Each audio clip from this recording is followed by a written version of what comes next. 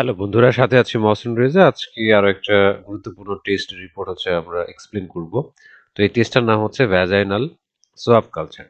তো এখানে যৌনি পথে অস্বাভাবিক ডিসচার্জ, মানে দেখা যায় সাদা সাদা এরকম ফ্লুইড যখন আসা শুরু হয় কোনো ফিমেলের, তো এটা যখন তিনি দীর্ঘদিন লালন করে থাকেন, তো একটা পর্যায়ে গিয়ে কিন্তু তার এরকম এই সমস্যাটা বাড়তে থাকে।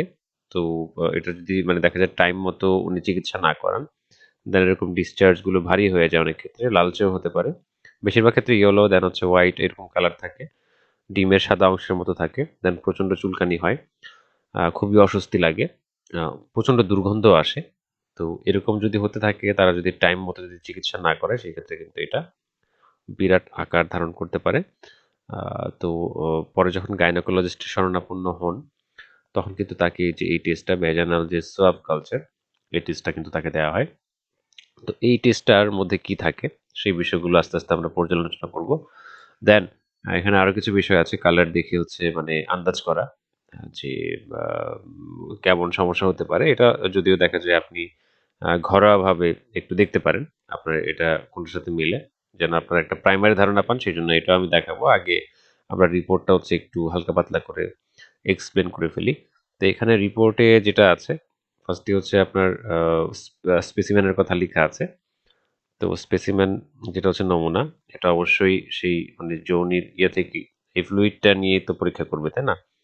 তো এটা যে সময় রিসিভ করবে, সেই সময় কথা লেখা থাকবে। দেন মেথডটা যারা এটা ল্যাব টেকনোলজিস্ট, তারা কোন মেথডে পরীক্ষা করবে, এটা এটা লেখা থাকবে। তো এটা আমাদের না বুঝলেও চলবে, সমস্যা নাই।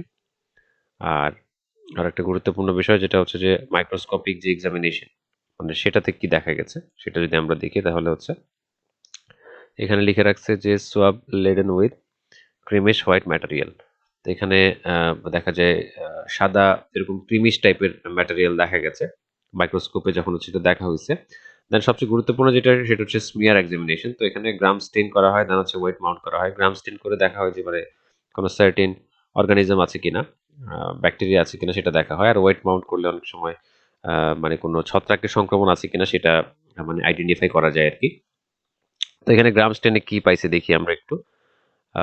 ইপথেলিয়াল সেলস আছে, then plenty of thick gram positive bacilli, মানে কিছু ব্যাকটেরিয়া আছে, হ্যাঁ, গ্রাম পজিটিভ কিছু ব্যাকটেরিয়া আছে। দেন আপনার গ্রাম নেগেটিভ কিছু মানে ব্যাসিলি আছে, এইগুলো আছে হালকা পাতলা। দেন ওই যে ওয়েট মাউন্ট করার পরে কি কি পাইলো, এখানে ইপথেলিয়াল সেল তো আছেই, স্কামাস, দেন ইস্ট সেল দেখা গেছে, মানে ছত্রাক হলে এটা দেখা যায় আর কি। আর সবচেয়ে গুরুত্বপূর্ণ যে বিষয়টা, সেটা যে মানে এই ধরনের সমস্যার মধ্যে কিন্তু ট্রাইকোমোনার ইনফেকশন, যেটা ট্রাইকোমোনাল, সেটা হয়ে থাকে। তো ট্রাইকোমোনাল ভ্যাজাইনালিস এটাকে বলা হয়, এই সমস্যাটা এটাই বেশিরভাগ হয়ে থাকে। তো এই রিপোর্টটার মধ্যে কিন্তু এই বিষয়টা কিন্তু উঠে আসছে, এই যে ট্রাইকোমোনাস ভ্যাজাইনালিস সিন।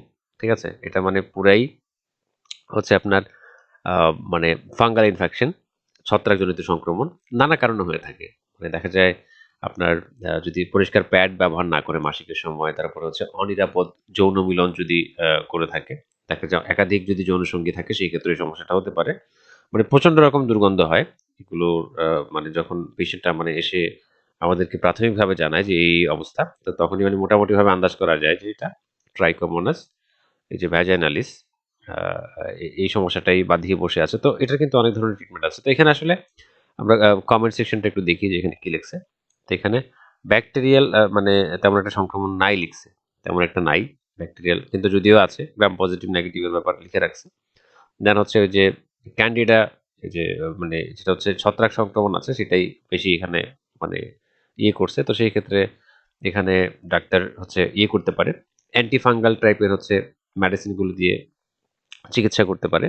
পাশাপাশি অ্যান্টিবায়োটিকও দিতে পারে, কারণ অ্যান্টিবায়োটিক যেহেতু ব্যাকটেরিয়াল সংক্রমণ কিছুটা আছে। আর এইটা আমি একটু দেখাই দিই, কারণ এটা দিয়ে মানে মোটামুটিভাবে ইয়ে করা যায়, মোটামুটিভাবে মানে আইডেন্টিফাই করা যায় যে কি হচ্ছে। এখানে যে গ্রে কালারের যদি হয়, সেই ক্ষেত্রে যে ইমব্যালেন্স। দেন ইয়েলো যদি হয়, ইনফেকশন আর ইরিটেশনের আপনার ইয়ে থাকবে। আর যদি এটা মানে গ্রিন কালারের হয়, ইনফেকশন, ইরিটেশন। ঠিক আছে, পিঙ্ক কালারের হলে এটা নর্মাল। মানে ব্লাড মিক্স থাকতে পারে। দেন হচ্ছে রেড যদি হয় সেক্ষেত্রে এটা পিরিয়ডের ক্ষেত্রে হতে পারে। আসলে এভাবে মানে যদি ওরকম বোঝা যায় না, আপনাকে ওই স্মিয়ার টেস্ট করেই হচ্ছে শনাক্ত করতে হবে যে আসলে সমস্যাটা কি হচ্ছে। ঠিক আছে? দেন অনেক ক্ষেত্রে ব্যাকটেরিয়াল ইনফেকশন হয়ে থাকলেও কিন্তু আপনার যদি কাজ না করে, অ্যান্টিবায়োটিক কাজ না করে, সেই ক্ষেত্রেও আপনার দেখা যায় ব্লাড কালচার টেস্ট করা লাগতে পারে। তো এগুলো ধাপে ধাপে গাইনোকোলজিস্টরা করে থাকেন। এটা অবশ্য মানে খুব সচরাচর এই টেস্টটা দিতে দেখা যায় না। এটা খুব কন্ডিশন যদি খুব হয়ে যায়, ক্রিটিক্যাল হয়ে যায়, সেই ক্ষেত্রেই কিন্তু সাজেস্ট করা হয় যে এক্ষেত্রে কোনোভাবেই মানে পেশেন্টের এই সমস্যাটার মানে সমাধান হচ্ছে না। কোনোভাবেই মানে দেখা যায় পেশেন্ট মানে এটা থেকে পরিত্রাণ পাচ্ছে না, সেই ক্ষেত্রে কিন্তু এটা দেয়া হয়ে থাকে। তো আশা করি মোটামুটিভাবে একটা ধারণা দিতে পেরেছি যে ভ্যাজাইনাল সোয়াব কালচার কখন দেয়া হয় আর এগুলা কি কারণে হয় সেই বিষয়গুলো আপনাদেরকে আমি জানিয়ে দিলাম।